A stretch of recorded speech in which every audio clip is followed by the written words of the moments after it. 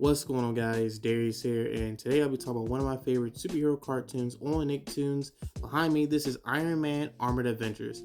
And Iron Man Armored Adventures premiered on Nicktoons on April 24th, 2009, and unfortunately, it was canceled on July 25th, 2012. The show ran on Nicktoons for 2 seasons with a total of 52 episodes, and each episode was the total of 22 minutes each. So one interesting fact I didn't know about this show is that the showrunner of Iron Man Armored Adventures is Christopher Yost. Now, if you guys are not familiar with Christopher played a hand in this show, Wolverine and the X-Men, and I want to say Avengers: Earth's Mightiest Heroes, which is like one of my favorite superhero cartoons growing up.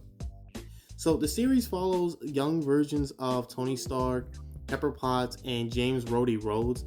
And I think canonically speaking, Tony has to be like 16 years old. If I'm correct, if I'm wrong, I apologize. But during the course of the show, you would see Tony bump heads with Obadiah Stane. Now, let me be very clear. So their relationship is kind of different to what it was in the MCU, because in the MCU, Obadiah and Tony were like business partners, because Tony would, design a weapon while Obadiah trying to sell it for money, and that's how they, make the profits. While as in the show, I think Obadiah really treated Tony as like a pest, even though Obadiah like worked with his dad Howard Stark in the show way before Tony was born. In fact, Obadiah had some type of involvement with Howard Stark's disappearance. Now, again, different from the MCU, Howard Stark is alive in the show, and he's just like missing. Pretty much that. It was no Hydra cover up or anything. It was just like Obadiah being super jealous of Howard Stark. So yeah, what I love about Iron Man Armored Adventures, it was the theme song, it was the plot, and yes, it was the characters, because it threw me off that in the show Tony was like a teenager. I was like, can they tell a story with a teenager? I'm like, well, yeah, they can.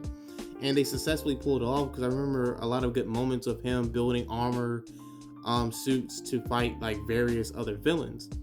I will say this show, and of course the first Iron Man movie, was the reason why I cared about Iron Man in the first place, because growing up I only cared about the Hulk, Wolverine, and yes, Spider-Man. And of course, with that being said, what do you guys think about Iron Man Armored Adventures? If you guys loved it or hated it, let me know in the comment section down below. And of course, if you guys want me to cover any other obscure like DC or Marvel shows, give me some recommendations in the comment section down below. And of course, thank you for watching, and I really do appreciate your support.